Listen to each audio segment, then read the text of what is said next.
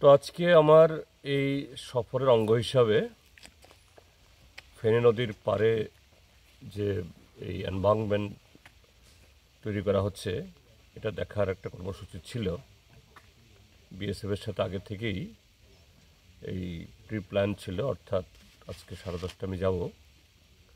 কিন্তু আজকে খুব সকালে আমাকে বিএসএফের একজন অফিসার ফোন করেছেন যে গতকাল পশ্চিমবাংলার বনগাঁ বর্ডারে বিএসএফ এবং বিজেপির মধ্যে একটা গোলাগুলি হয়েছে এবং একজন জওয়ান বাংলাদেশের হয়তো খুব গুরুতর বা আহত বা নিহত হয়েছেন এরকম আশঙ্কা। তো এই কারণে এটা এই সীমান্তে একটা উত্তেজনা আছে এবং বিএসএফের তরফ থেকে বলা হয়েছে যে সীমান্তে আজকে যেন কোনো পাবলিককে অ্যালাউ না করা হয়। তো আমাকে রিকোয়েস্ট করেছেন যে আজকের প্রোগ্রামটা একটু ডেফার করার জন্য। তো আমি আজকে এই প্রোগ্রামটা ড্রপ করেছি। কদিন নেক্সট টাইম যখন আসবো আবার তখন যাব। এবং আমার যাওয়ার উদ্দেশ্য হলেই আমি যখন গতবার সাবরুমে আসি, কাঁঠালছড়ি আমতলি এলাকা ঘুরছিলাম এই ইতে ফেন্সিংয়ের পাশ দিয়ে রাস্তা দিয়ে, তখন ওপারে দেখি বাংলাদেশের দিক থেকে তাদের যে এনভায়রনমেন্ট অর্থাৎ নদীর পার এত দারুণভাবে আদায় করা হয়েছে, কিন্তু আমাদের দিকটায় সেরকমভাবে করা হয়নি। কিছু বোল্ডার ফেলা হয়েছে, তাও এবড়ো থেবড়ো করে, তেমন কোনো প্রোটেকশন মেজার্স নেওয়া হয়নি। তো আমি তখন বিএসএফ অফিসারকে ডাকলাম, গেটটা খুলুন একটু দেখি, এটা আমি কর্তৃপক্ষে নজর নেব। তখন বিএসএফের তারাও বললেন হ্যাঁ ঠিক স্যার, যে আমাদের এই দিকটায় বাংলাদেশের মতো করে কাজ হয়নি। এতে আগামী বর্ষাতে যখন এই খরস্রোতা হয়ে যাবে তখন আমাদের পারে ভাঙন ধরবে, এটা নজর নিতে পারে ভালো।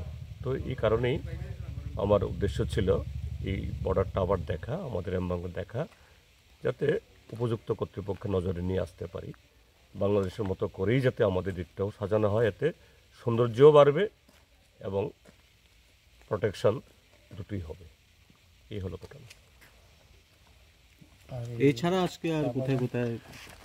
না, আমি তো আজকে প্রথমত সকালবেলা এসেই এই লুধুয়া যে চা বাগান শ্রমিক সমিতি, আমাদের রাজ্যের যে কটা শ্রমিক সমবায় পরিচালিত চা বাগান অনেক পুরনো, তার মধ্যে একটা লুধুয়া, এটা দেখতে গেছি।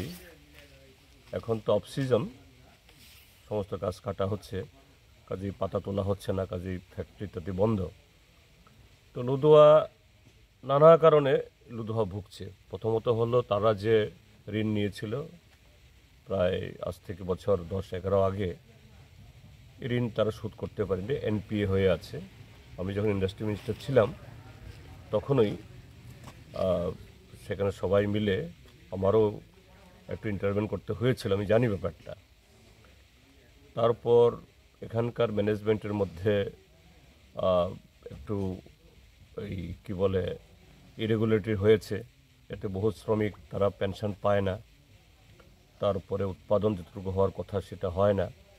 তো সবটা মিলিয়ে কি অবস্থা, এখানে তাদের যারা অ্যাভেলেবেল স্টাফ, পরবর্তী সময়তে ম্যানেজার তিনিও এসছেন এবং অন্য একজন পুরনো স্টাফ, তার সাথে কথা বলেছি এবং এখানে গিয়ে দেখলাম যে বিগত কয়েক বছরে নতুন করে তো এক্সপানশন প্ল্যান্টেশন করতে পারেনি তারা, যেটা বললেন, কিন্তু তাদের প্রায় 80 হেক্টর জমিতে যে প্ল্যান্টেশন আছে তাও ধরে রাখার জন্য যে ধরনের ফান্ড ফ্লো দরকার, আগে রেগা থেকে ডিএম এবং ব্লক থেকে যেভাবে ম্যান্ডেট পেত, এখন নাকি সেরকমভাবে পাচ্ছেন না। এটা খুব অসুবিধা হচ্ছে, এই জন্য তাদের এই গ্রিন এরিয়া কমে যাচ্ছে। তো আমি এটা তাদের নজরে নিয়ে আসব। তারপর এখানে একটা ক্র্যাশ ছিল বাচ্চাদের, শ্রমিকদের, শিশুদের, এই ক্র্যাশটা বন্ধ করে দিয়েছে, এটা চালু নেই। এছাড়াও পরিকাঠামোগত আরও অনেকগুলো অসুবিধার কথা তারা বললেন।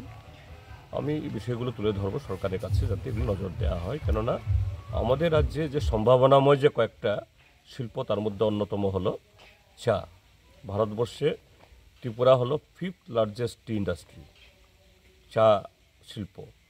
আর কোঅপারেটিভ পরিচালিত চা বাগানগুলোর মধ্যে এই উত্তরের মাছমারা, তারপরে হলো এই সদরের এই এই কী বলে এই, হ্যাঁ দুর্গাবাড়ি, তারপরে হলো এই দুটো আমাদের এখানে লীলাঘর এবং এই লুধুয়া।